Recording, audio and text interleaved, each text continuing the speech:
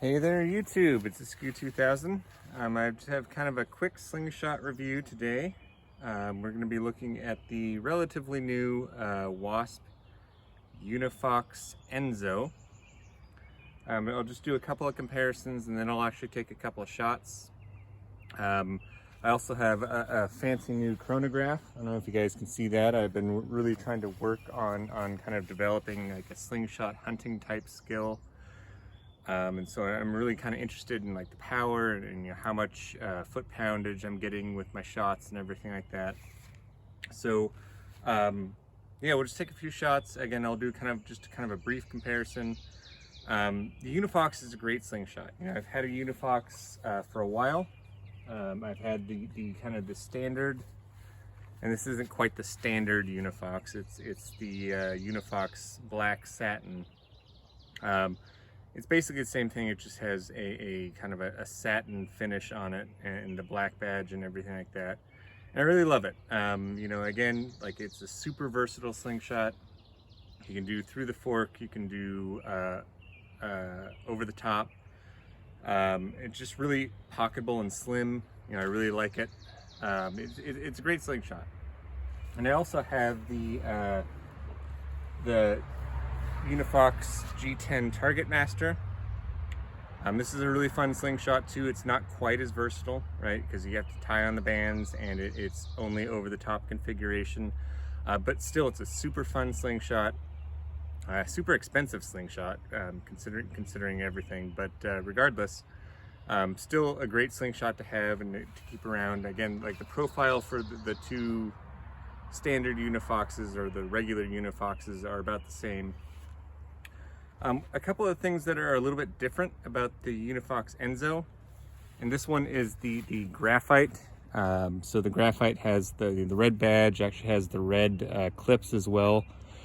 A few of the things that they've changed between the two Unifoxes is one, now the over the top is actually the same length as the through the fork. So on the original Unifox, I think I'm guessing here, I think it's right, but if you were to band it through the fork, it's 22 millimeters, and if you're to band it over the top, it's 19 millimeters. Well, now you have 22 and 22. So, they made it a little bit beefier in that sense.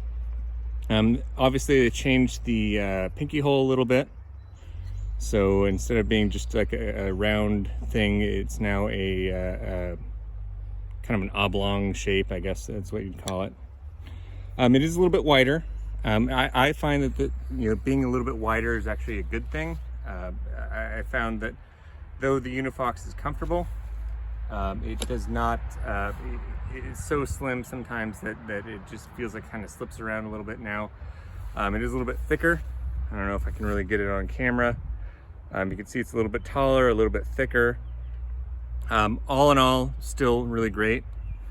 And another thing I kind of like is they kind of gave an ode to the Target Master. So they put kind of the Target Master pattern on the back of the Enzo.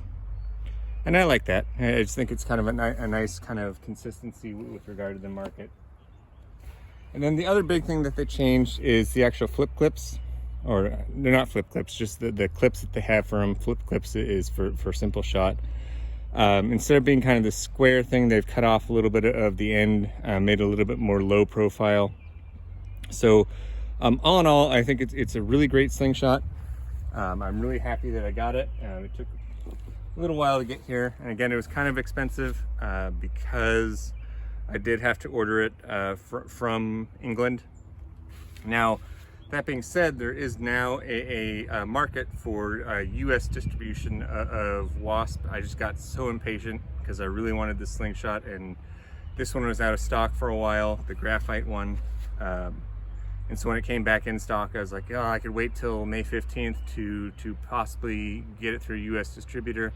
I decided to lose 30 bucks and I just had it shipped from England.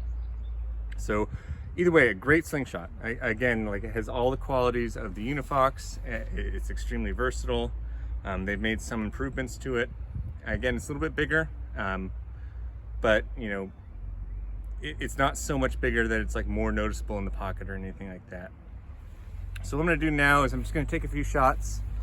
I'm gonna be using, my goal, and one thing that I've been kind of, I guess, training towards, I don't know if training is the right word, is I want to get more into slingshot hunting.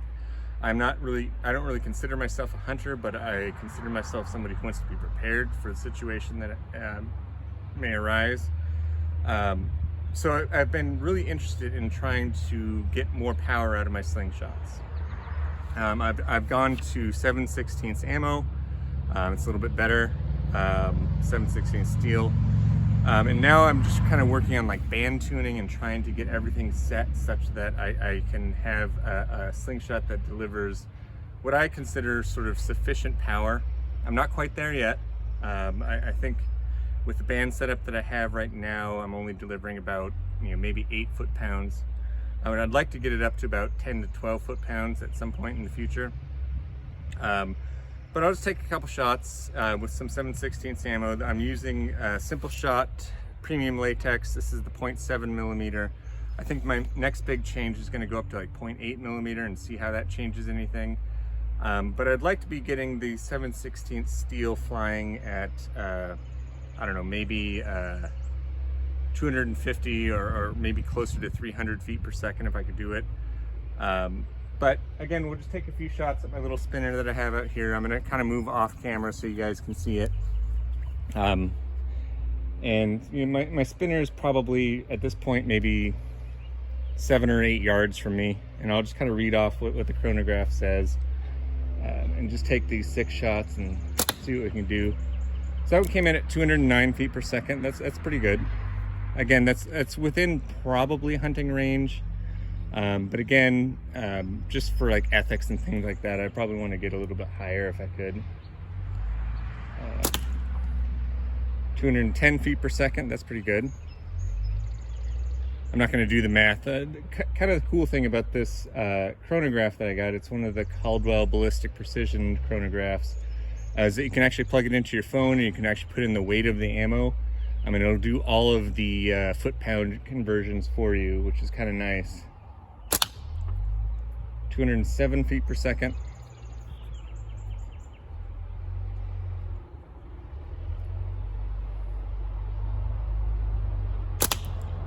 (209 feet per second).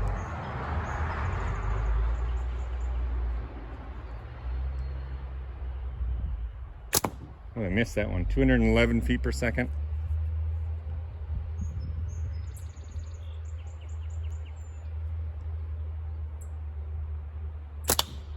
208 feet per second. So again, this is a pretty decent flying slingshot. I mean, with the 0.7 millimeter bands and the warrior pouch and everything, all in all, pretty good. Like, it probably would be sufficient. It's kind of at the low end of sufficiency for hunting.